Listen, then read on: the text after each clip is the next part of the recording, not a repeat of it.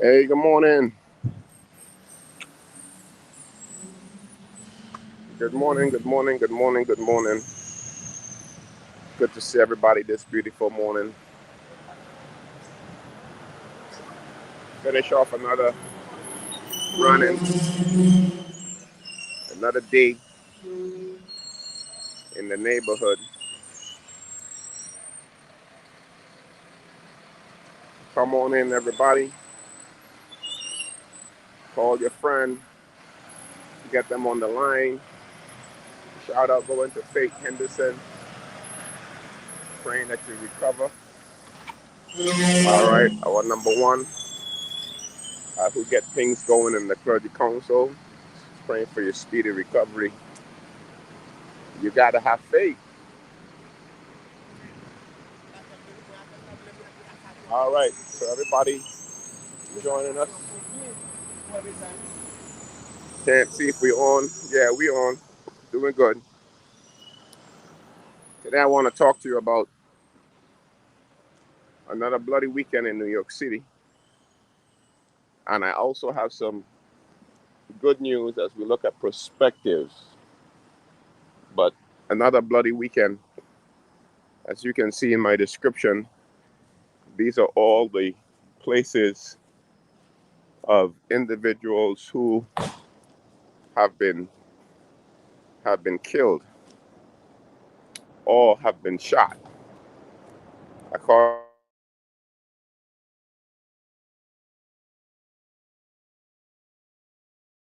the reports in New York City, the person is not likely to die. Likely means that the person is likely to die. And DOA is dead on arrival. Um, so these are some of the terminologies that we in our community are traumatized to learn. Um, we have come to a place that we cross our fingers whenever we hear there's another shooting. We cross our fingers and hope that the person will survive. But for every person that survives the shooting, it's a trauma, but it's also a possibility for retaliation. Um, when you look at the reports and you see that the victim is not cooperating with the police, it's because normally in their mind, sometimes, well, they have seen, they know who did the shooting for the most part, and they're just waiting to get healthy enough to get out there to do their thing. Um, so we are really truly praying for this city over this bloody weekend. Even on the island of St. Croix, we had a young man who was shot and killed, and a 7-year-old was grazed by the bullet, and just a young man who was just walking was grazed by the bullet. These bullets, brothers and sisters, have no regard for life.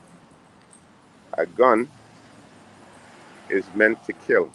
I know that people have a gun for protection, but a gun, um, it's used to kill, nothing else. Use it for protection, but use it to stop a threat. So a gun, people say that guns are not the problem, people are the problem. Yeah, both guns and people are the problem. But we can't allow the gun manufacturers or the illegal gun dealers to believe that they're not on the hook for all of the murders that is being committed. Do you know what it is if you have do you know what it is that if you have a particular car, or let's not even go that far about the car. If you have a baby crib that is killing babies every single day, I am sure that the manufacturer is going to be sued and that company is going to be shut down. If you have a car and their brakes is giving out every single day and people are being killed by the thousands, you would believe that the car manufacturer will be held accountable and liable. If you have a bike, and every young person who rides a bike, 8 out of 10 is being hurt and killed. We will sue the bike manufacturer. They will be held accountable. If you have a construction company that is repairing roofs, building roofs, and every time that company uh, family move into the house, the roof of the house collapses, you will be holding that company accountable. Why is it then that we have all of these murders by these different guns, 32, 22 caliber, high powered rifle, magazines that can hold multiple bullets, guns that are semi-automatic. You have shotguns, you have machine guns, you have Tech Nines, you have Glocks, you have Smith and Wesson. You have all of these different guns killing and maiming people every single day. And for some reason, we want to put the blame and we want to put the onus on the mayor of New York City. That makes no sense. The mayor of New York City, whether you are Democrat or Republican, has shown good faith to support organizations and community services, take a balanced approach. And you might not like his particular brand of politics, but when it comes to just the standalone helping nonprofit organization like ours and others to do that work to get involved and engage, the mayor is second to none when it comes to that. Now, I know everybody have the politics, but I'm not involved in politics in that sense. When I come and speak about gun violence, I'm speaking from the moral voice. I'm speaking from a theological framework that states that even Jesus, when he was walking on earth, or Yeshua, that he was someone who dealt with the poor, okay? Not the rich. So if you have a group of individuals, again, who's being shot and killed every single day, we have to know that those who are disenfranchised and marginalized, our voice have to be raised and lifted up. And if you have anyone who is trying their best, I'm not talking about fight with police unions, and I'm not talking about what bills are being passed. Those are going to be dealt with, yes.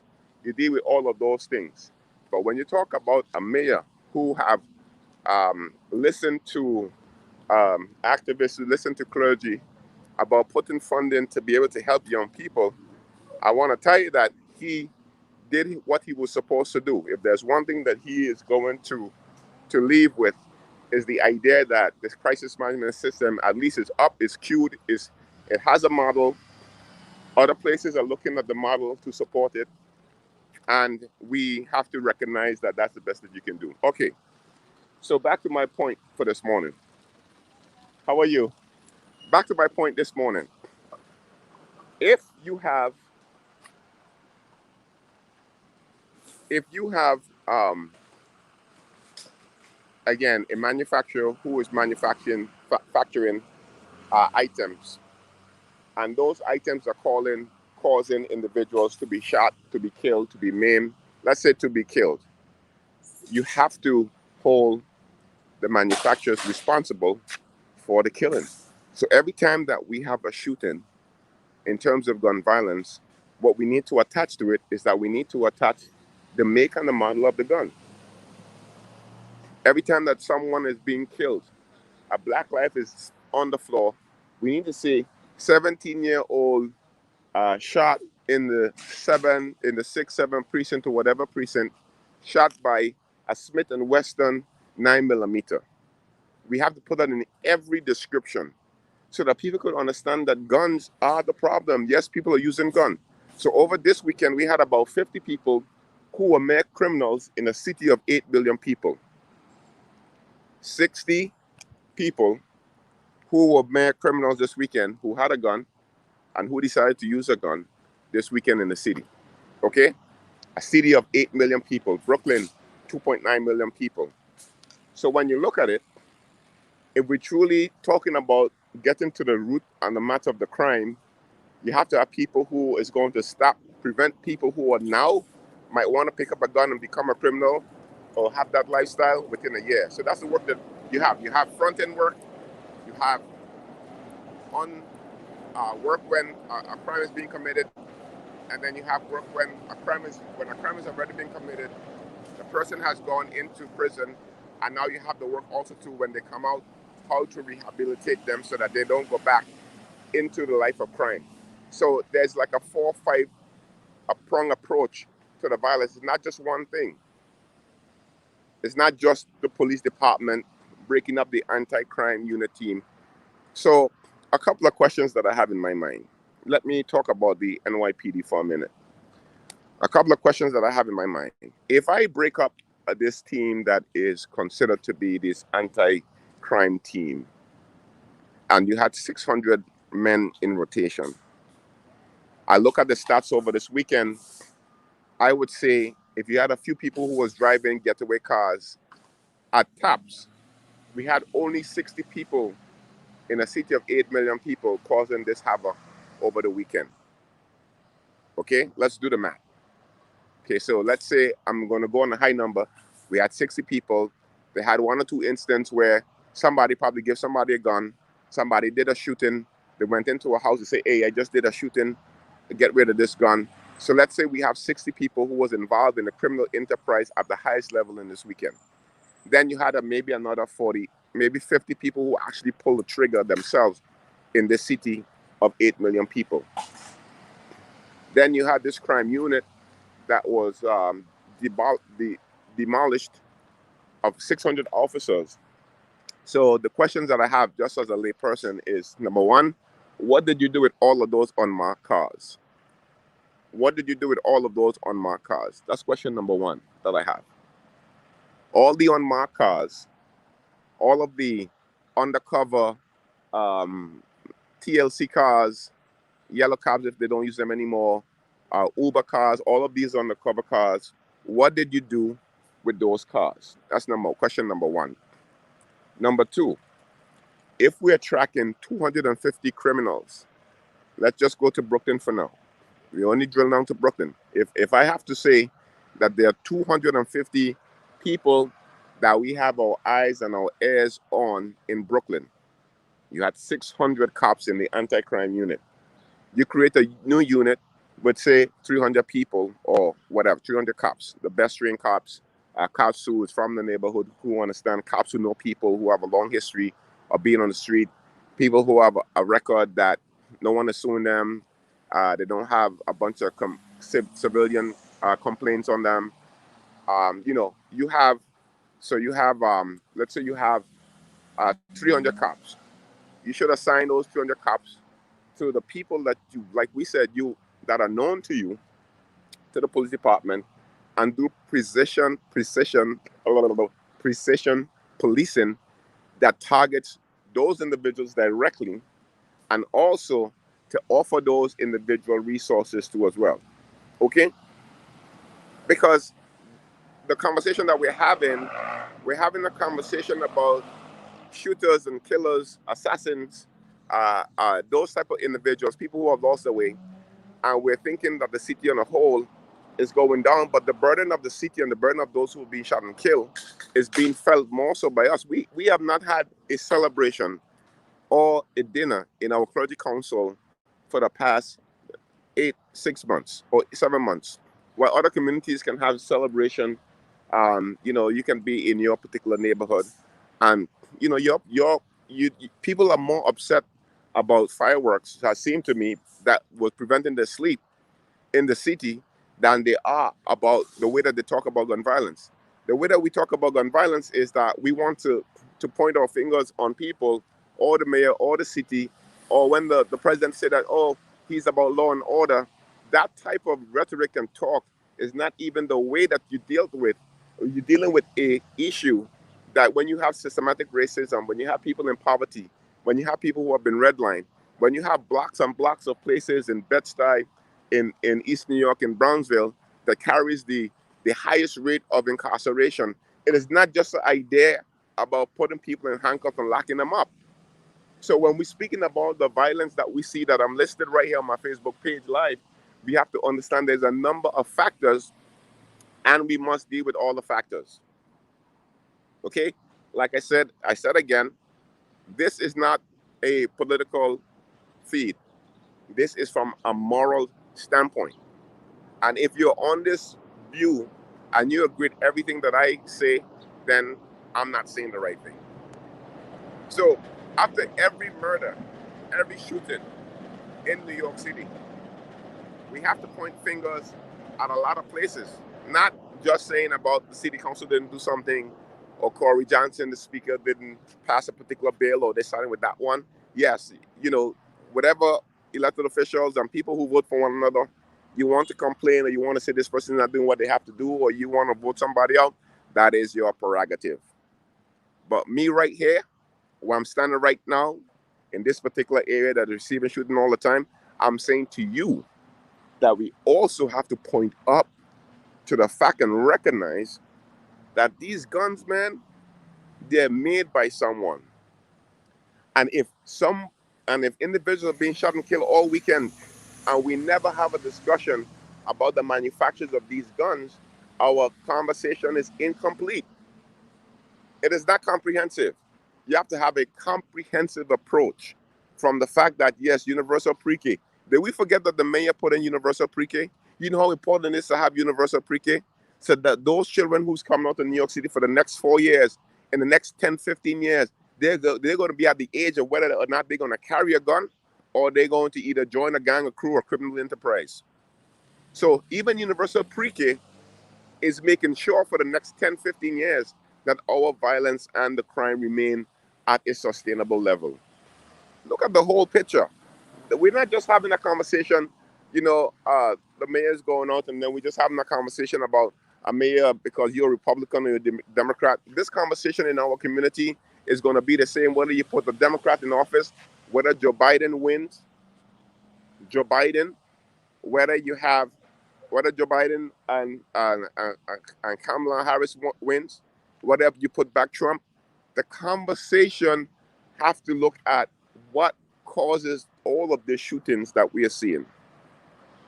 So my standpoint and what I want faith leaders to recognize is that, and I heard that some of you talk about bail reform.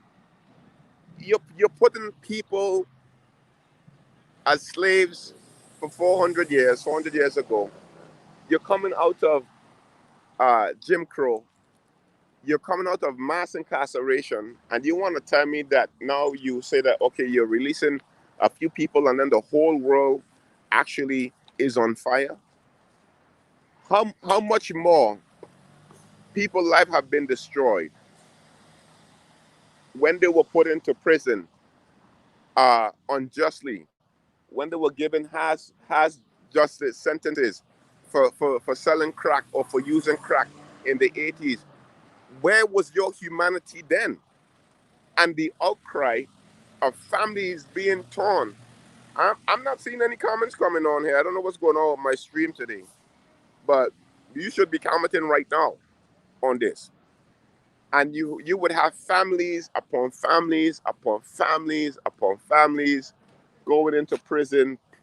The children going after the children. They became criminals.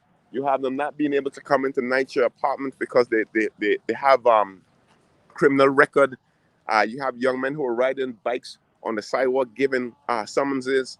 That's why over and over again, whenever you're pulled over, whenever you're walking, they want to see your license because there's a possibility that if you have 200,000 people in Brooklyn that have open warrants, every other 10 person that you find, you'll put them in jail. And where was all humanity then?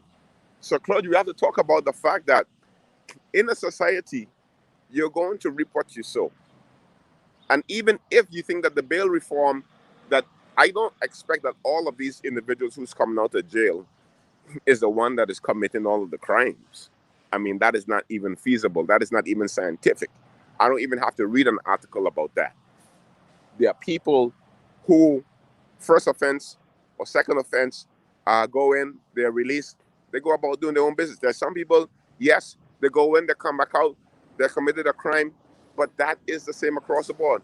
The first idea that if you build systems that put people in prison and these people re-offend again, that's an issue too. So it's not just a simple problem about the reform in our city. Where was our humanity when President Bill Clinton, your first black president, and Joe Biden sign off tough laws against inner city young black people, young black men, criminalize us for the color of skin, talking about law and order. The law and order that we need right now in our city is that every gun that is shot off, and the police department know by the ballistics what type of weapon that is, it needs to be attached to every victim. And it needs to be printed and it needs to be publicized so that people can see that it is also the idea of manufacturers having to have responsibility as well in what is happening in our beloved city. So everybody's crying, oh, the city's burning down. When you had 1 million plus individuals who were put into jail for long sentences upon the backs of black people. And we were thinking that they were all criminals, not understanding that these people had one-time offenses and we put them in jail for a very long time. You didn't see that that was damaging our city? You didn't cry and say that our city was burning down because a whole generation of young black men were being put away and being locked into prison? You didn't have humanity then? You didn't understand how mothers and parents were crying? You didn't understand how much children grew up without fathers and the father was in prison? You didn't see that? All of us now have a come to Jesus moment because this stuff right here, I'm changing for the wider view. This stuff right here is now knocking on all of our doorsteps. That's why in the Jewish Holocaust, and they said that, yeah, even with Nazi, you know, they came for us and you did nothing. Now they're coming for everybody and the crime is now knocking on your doorstep. Now, your beloved city, New York City that you have, you think that now you're losing hope. People want to move out. The people in the hood have been seeing this through the crack epidemic. Look at the churches who have stayed celebrating. I keep on saying, making the point, listen to what I'm saying. Churches have been celebrating 50, 75, 80 years, 100 years, 125 years. Don't you think that they lived through the worst crack epidemic? Don't you think that when crime was at 2000, and they stayed?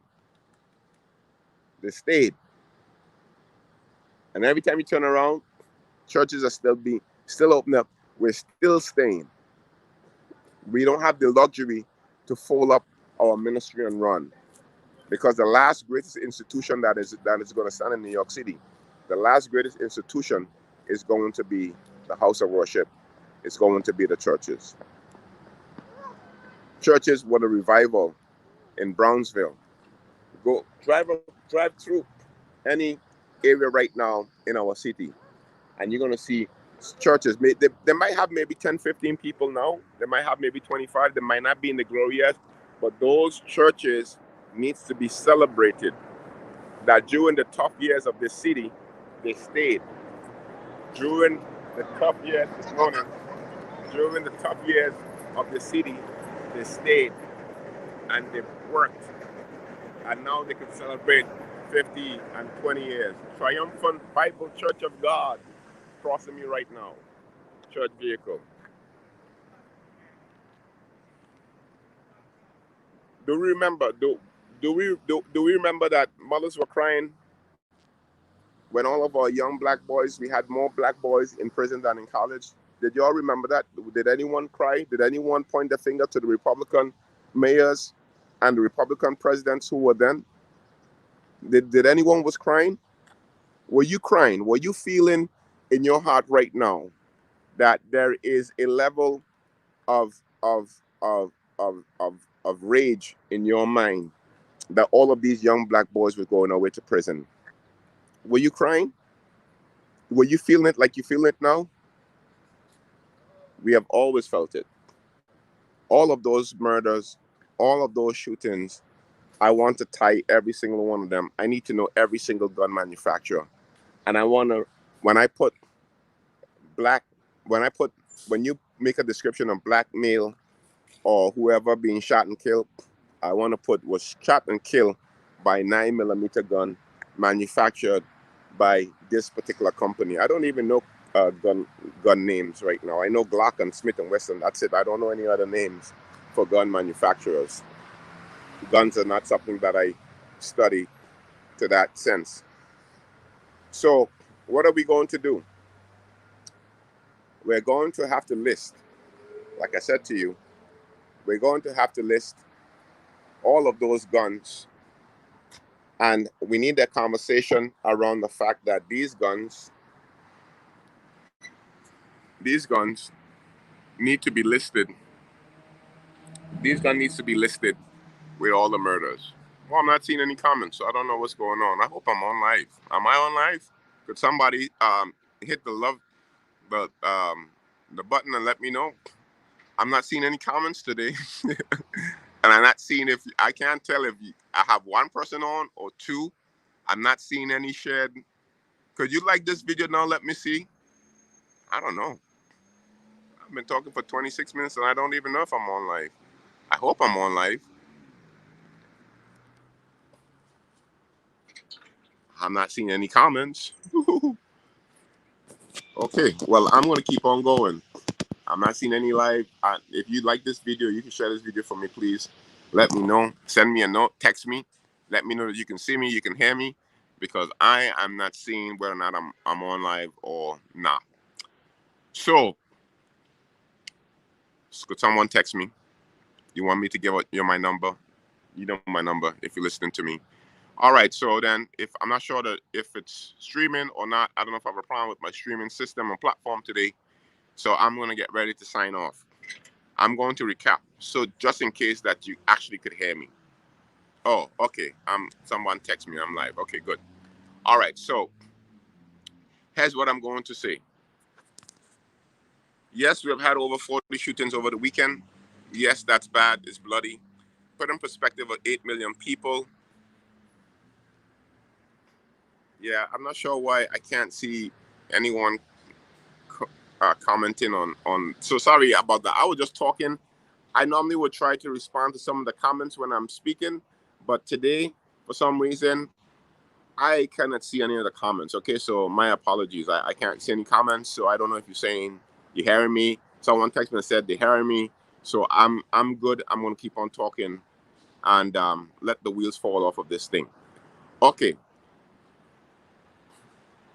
if you have 46 killings, I am not gonna make killings a political issue, even though I need political power to help us, because politicians make policy, and my calling is the people. My calling is not the policy, even though I have to create policies so that the people in which I serve can have a better life. But what I need for us to understand, though, is that we have to add into the conversation, when you talk about law and order, there were just about 60 people who, like I said to you before, out of a city of 8 million people, and let's drill down to Brooklyn alone of 2.9 million people, we had at least 40 people, I would say, let's say 60 people in Brooklyn who was involved in criminal enterprise over this weekend. We have to squeeze that number. We have to build a net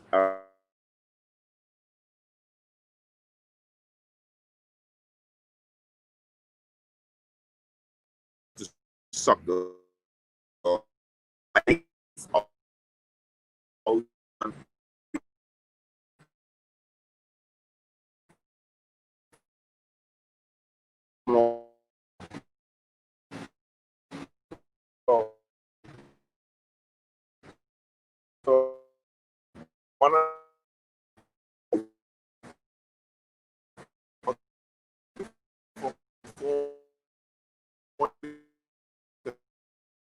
lawless.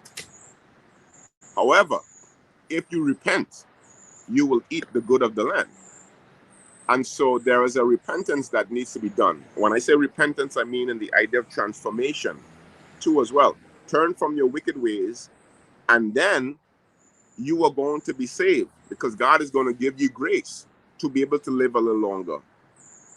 But if you continue the lifestyle, what is going to happen is that anyone who used the sword and lived by the sword The Bible states that you will die by the sword, and that's a sad commentary. You can't try to say, well, these guys are beef with me, or they have a gun and I have a gun. I'm gonna kill them first before they kill me. I want to tell you, you know what? You're gonna die. Any man that kills a black man, you're gonna die. You're gonna die. You must die. That's how life works. You must die. There's some of you who have had remorse, have done your time. You come back home. You're making a difference. I want to say God bless you. The difference between you, and I tell people over and over again, I have as much street cred as anyone else, because I have decided to listen to the lessons instead of me doing jail for 20 years, staying in jail and then come back and tell you to don't do what I do. I listen first and I say, wow, okay, I can be in this position. So I decided not to pick up a gun, even though I had a gun. I fire off a gun. I had access to gun. I decided, you know what, that's not a lifestyle for me. I listened to my mom. I listened to my parents. And I said, okay, fine. I'm not going to go that lifestyle. I listened. I could have been just like anyone else. I listened. I could have been shot and killed. You know where I grew up, man? I grew up in the projects in Tonki. All right? You know what that is? And these guys used to have selling drugs back in the day. They used to have duffel bags of money. Never seen that amount of money. I saw a duffel bag with so much money in my life. I never saw that amount. Didn't know that there was that amount of money. I had probably never hold $100 bill in my life before. Bag was full of 120, stock up high from drugs, right in the projects where I grew up. Right there in front of me. So I could have gotten into the lifestyle, and I didn't. Trust me. Not because we are now pastors. People that be like, yeah, you know, I'm gangster, I'm this, I'm that. I'm like, okay, good. Yeah, do your thing. You do you, I'm going to do me. I know exactly what my life was. Some of you who watched the video of me when I went back to St. Thomas, to my hometown, literally, you know, walking horses and playing basketball so that we could stay out of trouble. Those are things that kept us out of trouble. You know how much friends that I have that I could tell you right now who grew up with me who is dead, got shot and killed? One of our good friends who grew up in one of our buildings right on top of us, I think was building 7, you know, committed a murder, heinous crime just the other day. Grew up with him. Friends, we play basketball all the time.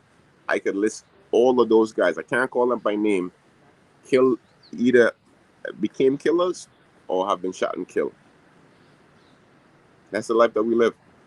So the humanity that we're talking about with these 40 people who are killed, the only reason that I think that some people are highlighting this is because they're using it for the political gain.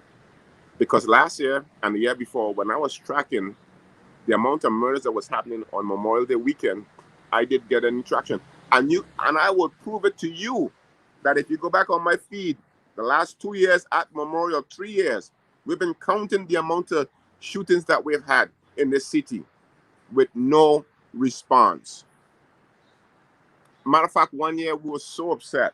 I could remember that year that we were tracking the amount of shooting that happened on Memorial Day weekend and nothing. I was like, okay, let's have this conversation. Let's put this in the Daily News, put it in the New York Post, whatever you guys have now, and 10 wins. And I got no response. No response. 20-something shootings. Now we're up to 40. But what you're trying to say now is that 25 people being shot over the weekend, the morality is not good. That's not good enough. You need more black people being shot in the 40s now, so that it could tickle your fancy and bring up your morality. So now 40 people being shot is, oh my God, our city is going to hell. But when 25 was being shot, when you had women, when we had the first 2 16-year-olds who was killed, and we came on and we said, we wrote a release and said that our issue is that we have young people who are being killed in our city. And we went to those 2 funeral services, the first 2 16-year-olds that we could recall that was killed in Brooklyn. We were saying as clergy that this is a bad trend. But there was nothing. Looking on our feed, looking on our posts, go back to our emails, and you can see what I'm telling you is the honest truth. But our morality at that point in time, that we were too busy doing what we wanted to do. But now 40 people being shot, oh my Lord, the world is ending. No, 40 people being shot means that we had to get to 40. What about when we were at 25 on the weekends? What about when we had one person was shot during Juve? We wanted to shut down the whole Juve, the whole carnival weekend, because we had 2 people was killed. And yes, you know, those are terrible murders. As a matter of fact, both of those murders, I literally identified that young girl in the last murder for Juve, brought the family to see that girl dead with a bullet in her head. So I understand all angles of this thing. I'm not saying that I know everything, but I'm saying that I know something. Therefore, that's why I'm speaking on my live feed. And we were calling about the fact, shut down the shut down Juve, shut down Labor Day weekend. Those black people and those Caribbean people, they're criminals, and we had all of this confusion. Then now we have 40 people. So what it is that you wanted to shut down the Labor Day weekend festivities for one person being killed or 2 people being killed. Actually, it was that year was 2 people, and then for the last 2 years we had no shootings, no killings on the route of Juve or the Labor Day route, and the city was up in arms, and there was one person being killed. But now we had 25 people being shot. Memorial Day weekend, 4th of July weekend, not this year, not the year that everybody find their consciousness. Last year, the year before, and the year before that.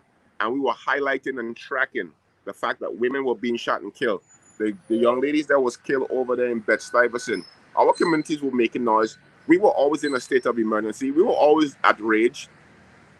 Now, everybody have this time of morality now, that we're saying, oh, 40 people, oh my God, the city is going to hell. But do you understand it's us that's being shot? Do you understand it's one race of people? Do you understand the demographics is being, why we're not talking about resources? Why we're not saying, okay, who is doing the shooting and who is being shot? As opposed to always talking about the mayor or the president want to bring law and order, or talking about bail reform. Look at who is doing the shooting. Look at who is being shot. Our attention should be there, not just on the fact that 40 people was killed, shot over the weekend, 46, 45, and we just saying, oh my God, the city, we are a violent city now. We gotta get rid of we have to get rid of the mayor. We gotta get rid of this, or bail reform. Everything that these is like, okay, the black community is responsible for everything, even putting the white mayor in. So all of our morality now has come to the fore. We have your attention now, and I hope that we do something with your attention. All Black lives matters. Every morning we are running. Shout out to Council Member Robert Carnegie, who said we now have the running pastor. All right, Robert Carnegie, Council Member, I'm going to use that hashtag from now on. I'm the running pastor. He said that he enjoyed from the comfort of his home. Enjoys running today. Thank you, Pastor Dave, for running as well today. And all of you. Hey, listen, we're in a tough place in our city, but at the same time, we can't forget the narrative. We can't just follow the trend and respond to what is happening in our communities and our city like everybody else. We can't follow the news. We gotta think and sit back and say to ourselves, why are we here? How did we get here? And then we have to put things in place to reverse this.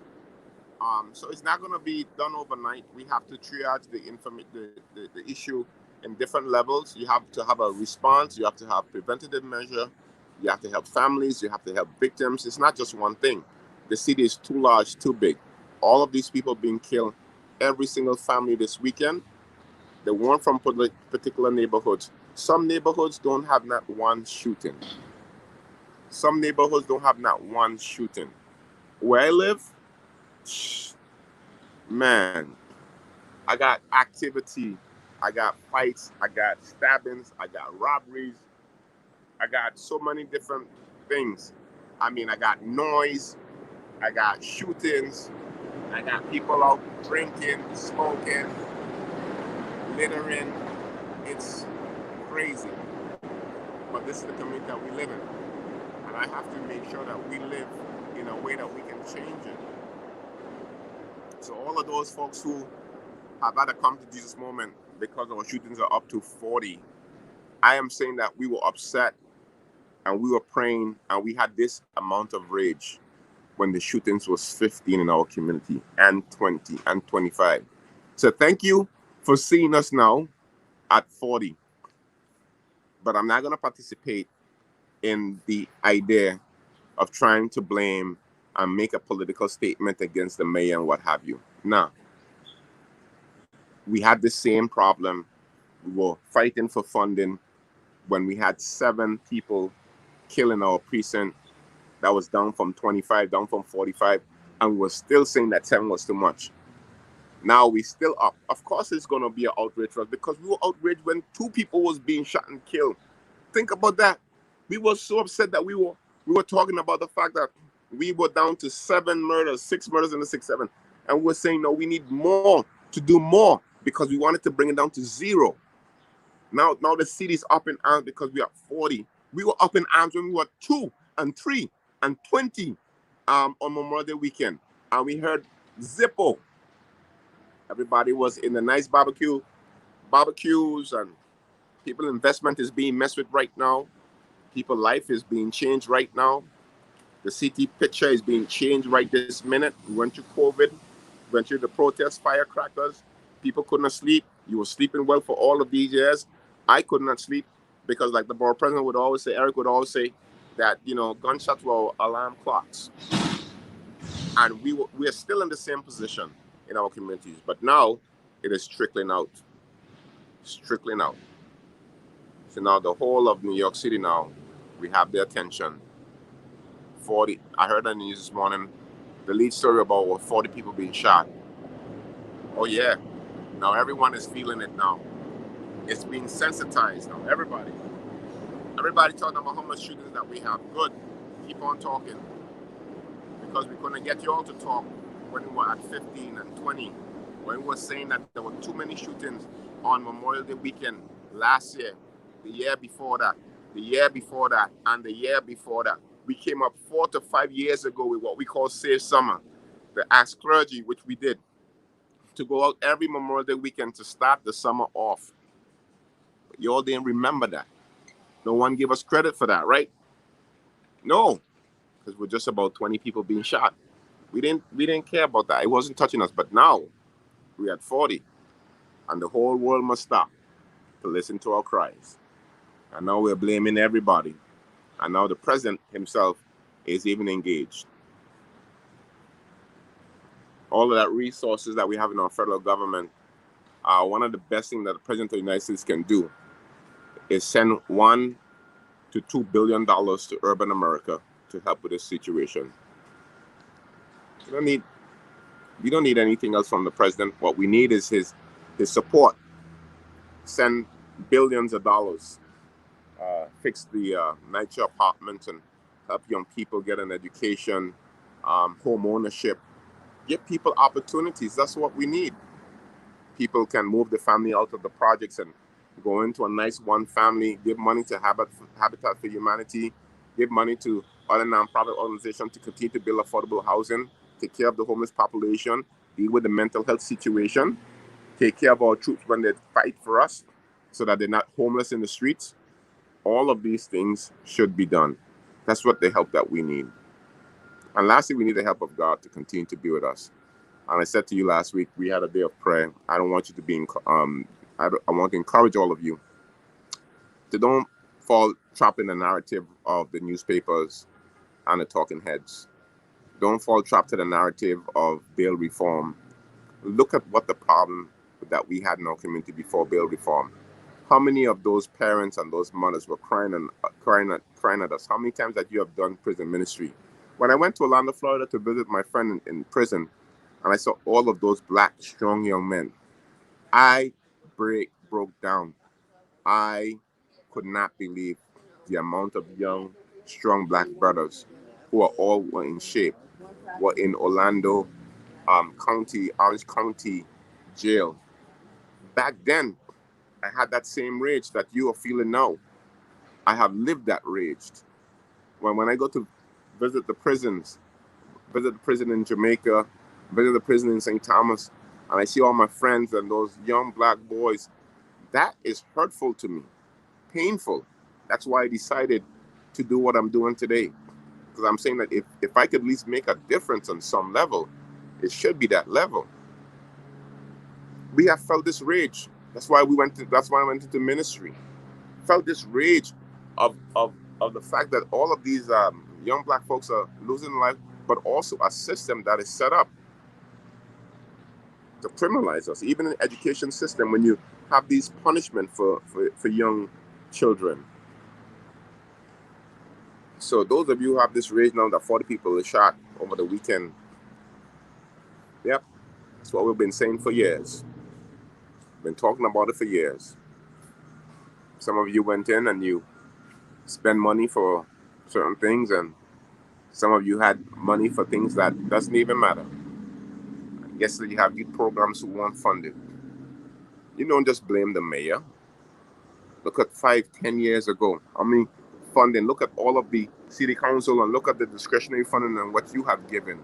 Everybody have their hands in this. That's why it takes everybody to get us back together again. Hey, I gotta go. Peace and love. Fill out the U.S. Census form. Keep on praying. Keep on moving. Stay safe. And I'll see you again soon. Take